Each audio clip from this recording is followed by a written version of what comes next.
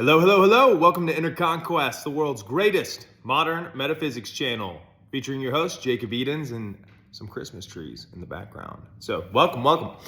Today I'm going to be talking about fourth dimensional thinking. So what is fourth dimensional thinking and what is its purpose in creating reality? So when you have normal thought process, right, you think of thought as a process in terms of, okay, so if I want to go to Barbados, right? Okay, that's my goal. I want to go to Barbados to take the Neville example, right? I'm going to think about, okay, well, I need to pick out a date, I need to buy a ticket, and then I need to pack my bag, and then I need to go on the airplane to get to Barbados, right? That's a normal thought process, right? Totally viable, works pretty much 100% of the time, unless there's an act of God, right? Which all things are act of God's.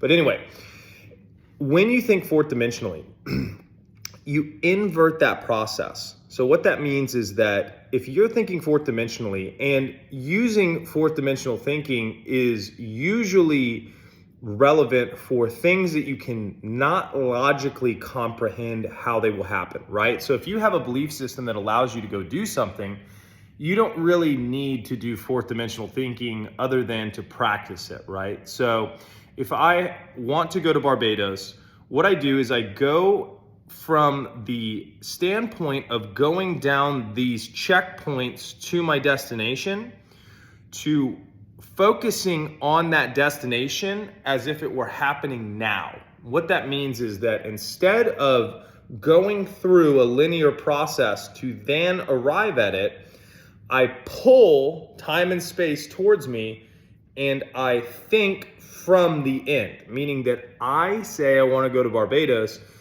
in my fourth dimensional reality, because there's a fourth dimensional reality, which is your mindscape, right? So if I hold an imaginative red block in my mind, that's a fourth dimensional reality. If I have a physical red block in front of me, that's a third dimensional reality.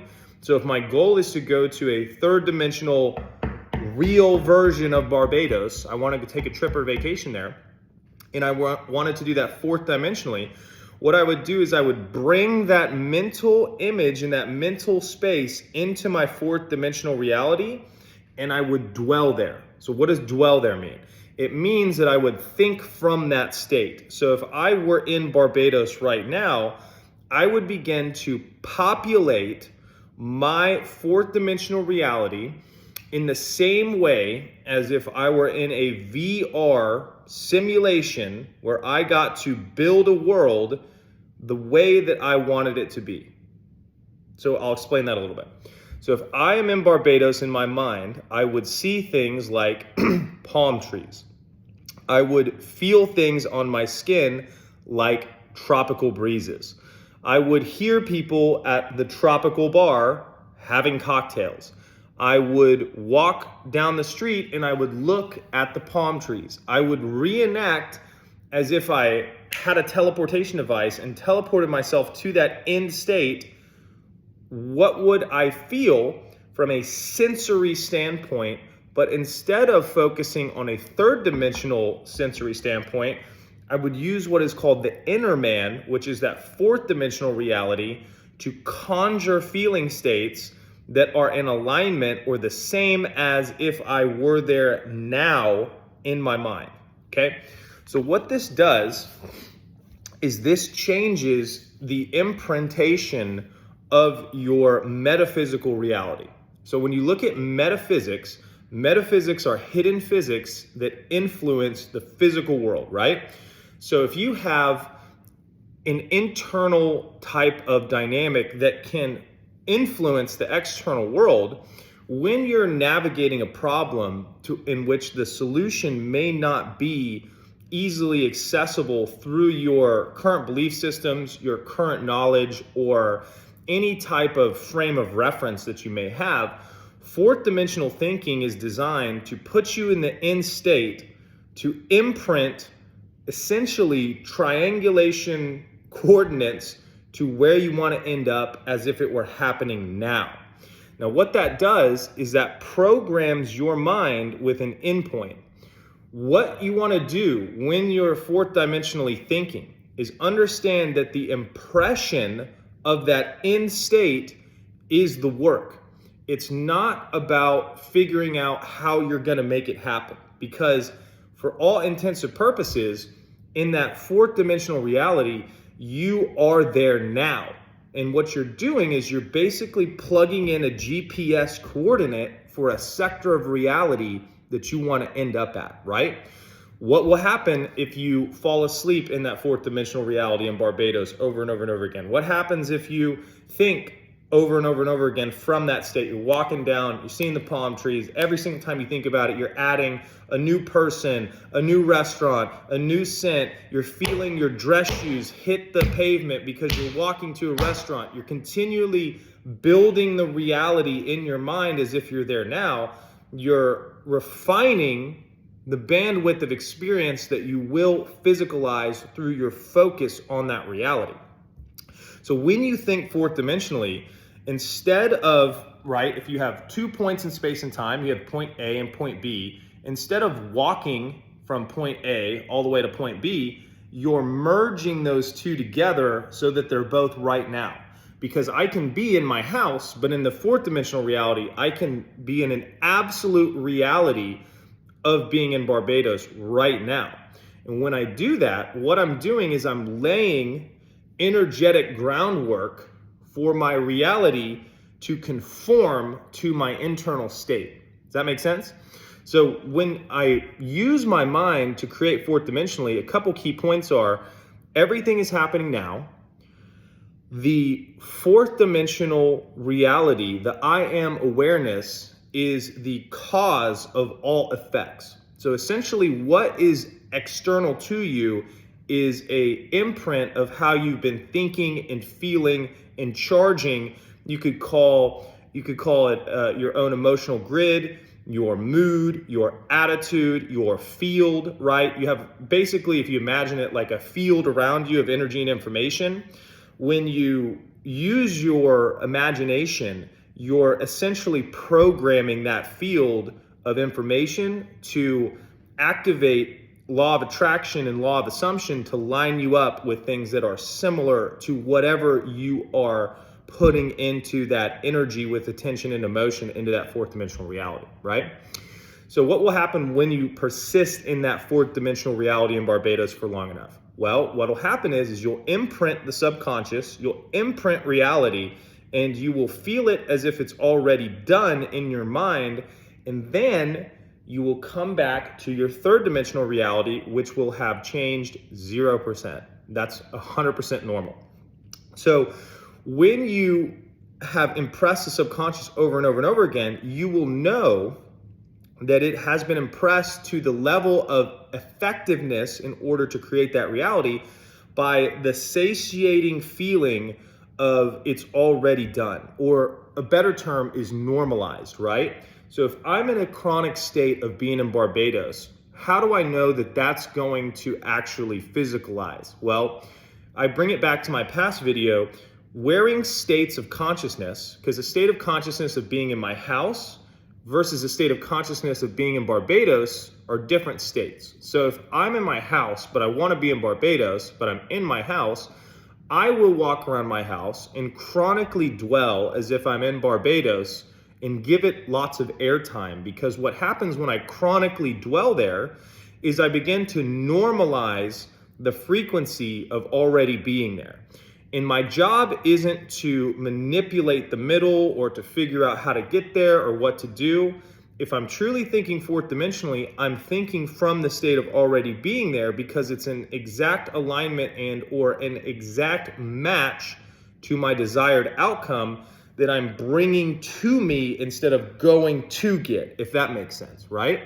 So what this does is it builds that reality internally and attracts the methods, means, people, places, and situations that are necessary to fulfill the end state of that blueprint of which I am metaphysically rehearsing over and over and over again. What I meant to touch on is I always use the comparison to shoes, right? So if I go into a new state, it's the same thing as if I put on a new pair of dress shoes that have not been broken in yet. The shoes look great. I know I'm gonna look sharp when I wear them, But right now, they cut my fucking ankles, right? They suck to wear. That's how it is with a new state. It sucks in the beginning sometimes because your old state is so different from the new state that you're going into. And additionally, your five senses are reality-based from a third dimensional standpoint. So they will look at you and say, hey, loser, you're not there. Look around you. You don't have what you want. But what that is the reality trying to dictate and tell you who you are. So when you think fourth dimensionally, what you're doing is essentially, it has a lot of similarity with identity shifting. You're identifying your consciousness with the version of yourself who has what they want right now in that fourth dimensional, more subtle reality. And you're not wavering. You're persisting in that knowingness that you are this version of yourself that's in Barbados. When you talk about faith, faith is loyalty to an unseen reality. So when you have faith, what you must do is have more belief. Belief is a thought that you think over and over and over again. I have to have more thought and more belief in this fourth dimensional reality of being in Barbados than I do in my third dimensional reality, because I know even this third dimensional reality is a byproduct of previous fourth dimensional realities that I have been dwelling in. Now, I may have dwelled in those unconsciously, right? That's how all problems happen. We're unconscious, we fall into states of poverty, sickness, whatever. But if I can control that fourth dimensional reality, I know that through the laws of the universe, I can reorchestrate my third dimensional reality. So my third dimensional reality is in levels of importance secondary to the importance of my fourth dimensional reality. So when you start thinking that way, what this allows you to do is to think above your circumstances. Because if you can't think above your circumstances, then you are a slave to your circumstances. But the thing that disallows you to think above your circumstances is facing reality, or assuming, having a core assumption that because something is physicalized, that is the way the world is. But it's not true, because the world's always changing, right? So where do you change the world? You go to the unchanging reality, the kingdom of heaven, that fourth dimensional reality, and you iron it the fuck out the way you want it to be, and you put your awareness and your intention on your mental diet, the temporary feeling states that you want to experience. Look at the squirrel. Hey, buddy, what are you doing, buddy? You keep rehearsing temporary states of consciousness until they become permanent states of consciousness. And once that fourth dimensional reality is really sorted out the way you want it to be, then the third dimensional reality reflects it. But you have to understand the third dimensional reality is a reflection of that greater fourth dimensional reality.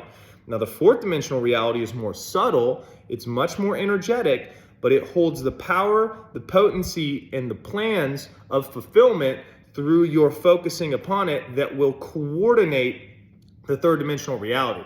And another thing that you want to be aware of is, in the Bible, I have ways that you know not of. You want to understand that the third dimensional reality can be kind of fucking complex. So if I have a mental blueprint to essentially go to Barbados, I'm locking onto that trajectory.